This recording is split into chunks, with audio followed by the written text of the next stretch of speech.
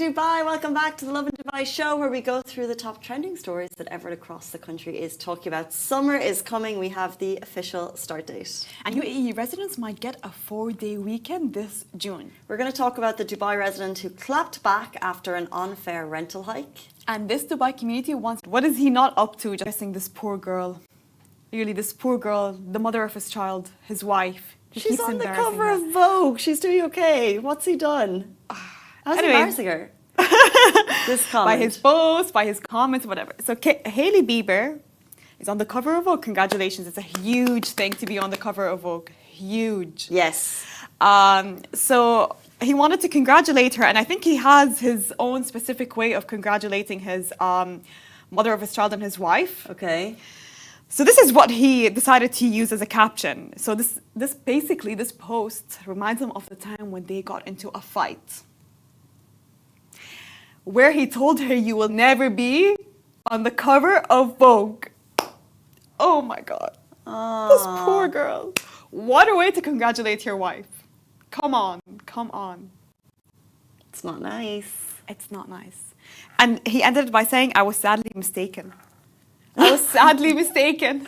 Because, sorry, so babe, you already know, but forgive me for saying you wouldn't get the cover because clearly I was sadly mistaken. What do you mean sadly mistaken? He's misworded that, obviously. He's misworded, which is okay. People make mistakes. You just like, because imagine what they're going through in their life, and Hailey's surrounded by people who've made the cover of Vogue. And I know Hailey married Justin, but Hailey also, you know, you're surrounded by a lot of celebs, a lot of influencers, a lot of models.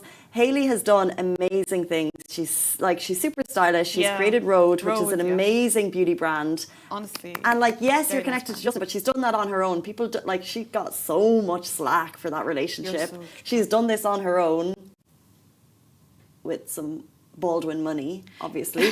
But imagine her partner to say that during their relationship. That's the thing, and I feel like she just can't catch a break from him, because please, my advice to Justin, please behave yourself. Just give her a damn break. Like, this girl, he thought he was being supportive. How is this being supportive if you could have just, "Hailey, I'm so proud of you. We never thought this was going to happen." Or no, maybe not like that. But just, "Hailey, I'm so proud of you. Congratulations on being on the cover of Vogue. You've done so much, and you've handled me. And it's going to keep going. And I support you in all of your dreams. Oh my God. Your brands are... I support you, yeah. Doing better than mine. I don't know. And I'm sorry for being such an embarrassment. You know what's interesting is the cover says Hailey Bieber, see me for me, and all I've seen is people talking about Justin's comments, which is frustrating. I know. Could have been such a big deal for her being on the cover of Vogue, but he needs to behave himself. He hasn't. I feel like he's going through some mental health stuff. Where is their PR team? Time and time again, I ask myself this question every time he posts something on social media. Where is his PR team? Are they there? Are they watching what he's doing? Are they watching his posts? I don't think that, because that looks like it came from the heart. Very much. I thought I could get even. But I saw this post and I didn't see this comment. He changed, by the way, the caption. Yeah, he changed So the he caption. listens. He listens. Maybe Haiti was like, What did he change it to? Just random emojis. Not even congratulations, just random emojis. Come on. Well, it's all a media game. It's all a media They'll game. sell more covers. You know, people are more online than they ever used to be. It's harder to sell magazines than it ever has been before. She's like, there's a lot. This is getting a lot of attention that it may not have gotten. I don't know. But still, Silver lining. Justin Bieber's PR team, you need to work day and night, please. Contain this man, compose him. I feel like he's going through some stuff, so I don't want to like really dampen him. And this is exactly why he needs to be off of social media. I mean, social media is no good for anyone going through anything. Okay, top story of the day. If you sense the heat, if you feel the heat that is already here, it's not, summer is not here yet. This isn't summer? It's not summer. It's still 1 month away. It will begin on June 21st. So summer in the UAE officially starts on June 21st, according to the National Center of Meteorology, though it may already feel like we're already in summer. The real heat is still yet to come, with temperatures in June rising by 2 Celsius to 3 Celsius compared to May. Expect daylight to reach its peak, while nighttime hours hit their shortest. During this period, UAE temperatures can soar from 47 to 49 degrees, depending on where you are. We can touch at 50 sometimes. Inside your car, it can feel even hotter. You know, there's people watching from Arizona right now. Oh my God, what's the temperature in Arizona? They live in the desert too. So what's your like peak heat for you? Because for us, it's super humid, and that's the problem. And it's all night as well. So even at like 4, 5, 6 a.m., it's dark out, but the humidity still sticks. So if you go outside for 5 minutes, you're having a shower. Literally, you feel so sticky. Yesterday it was so hot. Yesterday was the first day. I was like doing a bit of movie around, and I was carrying a couple of things to the car, and I was like, oh no, this is it. Literally, this is it. It officially began. It's here now. I don't know what this is saying, but summer is here now. It has already started, honestly. Don't tell me that's still yet to come and there's still worse, because I already feel it. Yesterday, it wasn't just the heat, it was the humidity. It was so high. You know, my windshields were going like this because of the humidity. What do you mean I can't see? Like, what do you mean I can't see? But the evenings are still manageable. The evenings are still manageable. So that's the thing that we have to... Right now. I want to know what it's like in Arizona. Arizona, Silver Moreno 85303. What's the temperature? What's the temperature in Arizona? Or what's like their Highest? grossest summer moment? It's 35. That's hot. Wow, that is hot. I was Googling, I'm getting married this summer, and it's going to be 32 degrees. Okay, that's a nice sunny. Do you think that's day. okay? Yeah, because here 32 in the UAE during winter is a nice sunny day. Yeah, but they're telling me we should get married at like 7 p.m. when the sun is going down. And we're like, no, we're going to do 3 p.m. You're going to do 3 p.m.? Okay, at least 5. I thought it was going to be like a sunset wedding. No, we're going to do 3 p.m. I would say 5, because I know, when does the sun set in France? Like 8 p.m. Whoa, so Yeah. daytime, nice, okay. It would be great for pictures, by the way. Yeah, but you know when you just wake up and you just want to, do the day. Anyway, we digress. Yeah. 32 degrees. I'm sorry to the few people that are attending. It's going to be sticky. But still, it will be in France. Exactly. You're welcome. So we have some good news for this upcoming June. It's not just the heat. We might be getting a 4-day weekend this June. According to predictions, Arafat Day may fall on June 5th with Eid al-Adha on June 6th, which gives us a break from Thursday to Sunday, depending on the moon sighting. Arafat Day marks the moment pilgrims gathered at Mount Arafat, where Prophet Muhammad, peace be upon him, delivered one of his final sermons. The next day, Eid al-Adha is a celebration of faith, family, and giving. Brings joy, prayers, and shared meals across the country. I really hope Arafat Day falls on Thursday, because I planned my leave according to that. You must have some days left over. Yeah, I do have. But I'm trying to keep them for the summer as well. Summer's here. Don't say that. Still have June and August and September. I Still know. have 4 more months. But usually this trip, usually it's we have usually at least a 2-day break around this Eid. True. So let's say if we didn't get Thursday, we can still get Friday. In I could be wrong on this. I think Qatar and Other countries have already announced their leave, and I think they're also having A 4-day weekend? a Monday as well. Wow. But that's not on the cards for us. We're fingers crossed for a 4-day trip. But interestingly, this is there's obviously talk about the goat delivery at this time. On Kareem. Because this is the time sacrifices are made. Yeah, exactly. So yeah, on Kareem, they offer goat and sheep delivery. And yesterday, one of our colleagues was like, there's a goat coming. There's a goat coming to my house. And she thought there was a goat coming, but it was the meat of the goat that was being delivered. Who was being sent a goat to their house, and why were they? Well, it was a family thing. They had ordered a goat. Okay. And then thank God it was cut. Like, don't tell me it was. Her brother messaged, and she was like, I have a garden, but like the community is staying. The communities here are very strict on what's allowed and what's not. So like, you can't have washing in your landing, and you probably can't have a goat running around in your smaller garden. So Thank God it was just the meat, right? It wasn't the actual goat. it was just the meat. Okay, good. But there's always questions over it because you can choose between the size and age range. Yeah, you can. It's just Anyway. it's part of the Eid celebration. Kareem have partnered It's with making it easier for us, by the way. It used to be so Yeah. much harder before. You had to go specific kiosk or specific places to do the sacrifice. But now, since it's online, it makes it so easy to just order through your phone. So people think you can get a live goat delivered to your home. No, That's what people think. But that's not the case. that's not the That's case. not the case. It's not the case. You'll be able to do the sacrifice through your phone. It just makes Exactly. it super easier. I know that. I'm Yeah, just girl. saying that's You what don't care. happens. That's why one of the team yesterday was running around freaking out thinking You my don't get a garden live is not goat. okay for this. You won't get a live goat, I promise. What are you going to do with a live goat? I Play with it? Like, what are you going to do? don't know. I don't know. But it's because You know, I want a goat as a pet, but never. oh, cutie. That's a Right? whole other story. I've seen it a lot on TikTok. It's so cute. It would just wake you up in the middle of the night and go like, nah, food. You know? Or would hit you if it wants food. Cute. I'll show you those videos. They're so cute. Oh, we need an office animal. Yeah. Is anyone listening? Let's manifest. Ooh, we What need would an we office have? cat. Yeah, we actually have some office cats, I think. Yeah, but I think stray cats outside, but they're a bit annoying. We want a cute one. This is cute. It's annoying. It's an annoying cat. Come on. I don't spend much time with it. We move on. Speaking of communities and aesthetics, this Dubai community wants residents to install GPS trackers on their golf buggies, a headline that's simply made for Dubai. A community is in uproar following calls from authorities to install pricey GCS systems on all the golf buggies.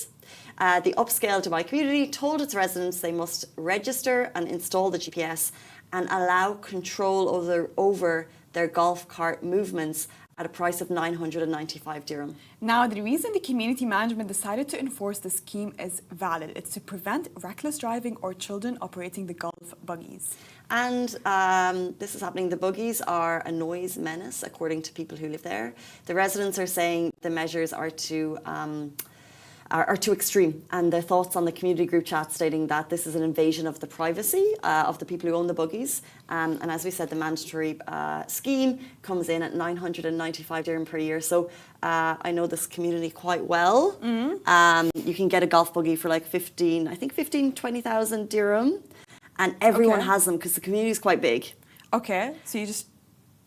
So you use it to drive to the clubhouse, you use it to drive to the 2 golf courses, the kids and the nannies use it to drive to the supermarket on the roads within the community. It's awesome. It's absolutely awesome. When you're driving through, you're thinking, how amazing. I think I know which community you're talking about. There's probably a few. Yeah. There's probably a few. But I remember speaking to a security guard once about a couple of months ago, and he said what happens is the teenagers Yeah. living their best life, they're all over the golf courses. They're playing with it, yeah. On the perfectly groomed, manicured lawns of Dubai golf courses, you've got 16-year-olds like Just driving around, pulling playing around, yeah. things. And then also apparently they use them as parties. So like in the evenings they'll blare their music as they drive around. That's like, Oh. so it's upsetting the neighbors. yeah. I've been to that community where you're allowed to drive your own golf cart because it needs to get you to destinations or a house or somewhere else. I think there's a few. There's a few, yeah. And I saw a lot of kids driving it, and I was so unaware of the fact that you kids were allowed to drive the golf cart, so I was so concerned. So I What went- age were the kids? They were really young. They were like 10, 12. So I went up to the kids. I was like, are you allowed to drive that? Did you? Awesome. Good for you. Because I was so concerned. I was visiting a friend and they're allowed to drive the I'm golf so cart. concerned. I was like, whose parents? Who Fair are your enough. parents? I We thought you were need not community policing enforced like Massa. Go on. And how did they react? They drove past. And I went to my friend and I asked her, I'm like, wait, is this okay to drive? Are kids allowed to drive the golf cart? And she's like, you're so embarrassing. You're so embarrassing. Kids are allowed to drive the golf cart. I was so confused. I was so shocked. Because we don't have this in our community. So when I saw random kids driving a golf cart, I thought it was like a hazard. It's very much part of the... God, I'm getting old. Oh society. my God, did I just say kids driving as a hazard? Does concern me. The thing is, what the authorities have decided to do within this community is put a GPS monitor system. This is what they're saying. They've just put out this blanket thing being like, it'll cost you 1,000 dirham per year. It's mandatory and it has to be on your golf cart. People are saying it's an invasion of privacy. People are saying, why do you need to know where my golf cart is? That was their way to monitor this. But Massa's way is way better. Put an age limit on it. Thank you. Put an age limit because they were driving so fast and I was so scared. I thought it was a hazard. Kids are allowed to drive golf carts? I think so. I think that's a question. Maybe sometimes, rather than enforcing a legislation, it would be a good idea to have a conversation with the board of the community residents and put the question to them. You have a choice of a GPS monitor, an age limit, because these are obviously used by the older residents as well. The older residents, the golf players, to get to the golf course. They need it, exactly. They need them. Or what would the other option be? Or just like... I think age limit is the best. Speak to your family at the dinner table and hope that it doesn't happen. Yes, But the age limit thing, though, it sounds PSA. easy, but it's actually such a beautiful part of life there that, you know, your 13-year-old can drive the little buggy down to the supermarket, pick up like, how great. Oh, So you don't want to true. lose that either. That's My the mom thing. would have exploited that so much. She's like, go get me bread. Yeah. Take the golf cart and go get me bread. Yeah, get outside. Get outside. Get off your phone. Jumping in, speaking of homes in Dubai, we have a nice story on the rental front, really. A Dubai resident fought back after an unfair rent hike. Let's talk rent in Dubai, because if you're living here, you know how nerve-wracking it can be when that rental contract rolls around 3 months before you're meant to renew. Exactly. So here's a handy tool you need to know about. It's called the RERA index. Think of it as a rental price calculator. So it shows what you should be paying based on the size of your home and the area you're in.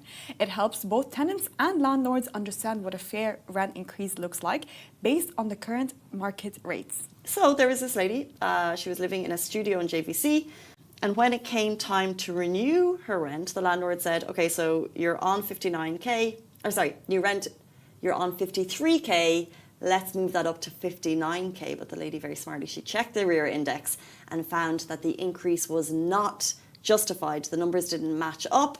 So she emailed back with her RERA finding, super simple, and within a few business days, the rent hike was refuted.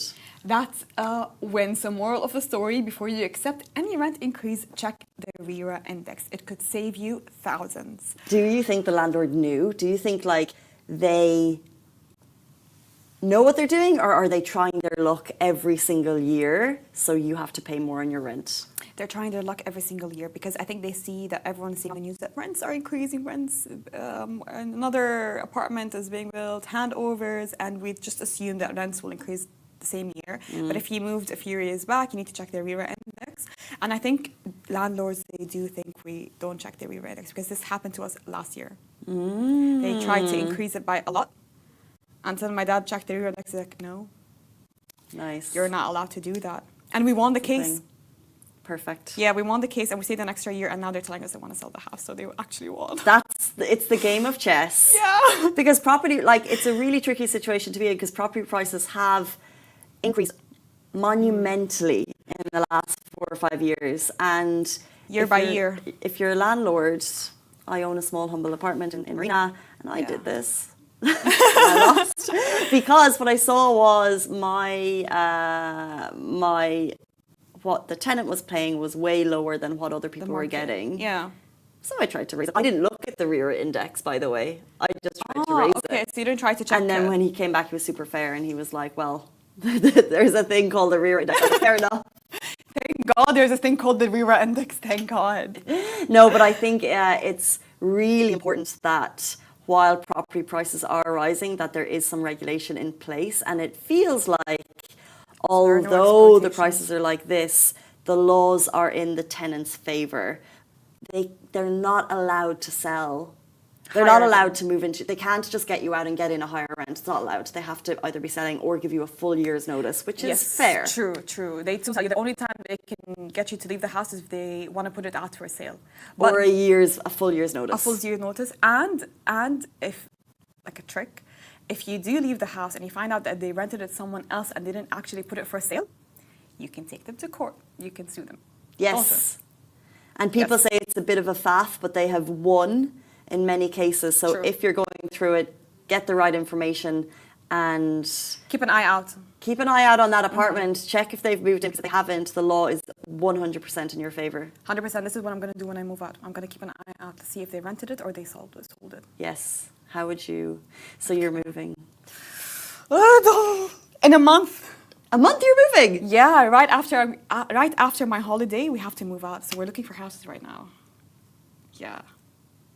And we started the moving out process, so we're cleaning out a lot of things because we want to be well rested during our holiday.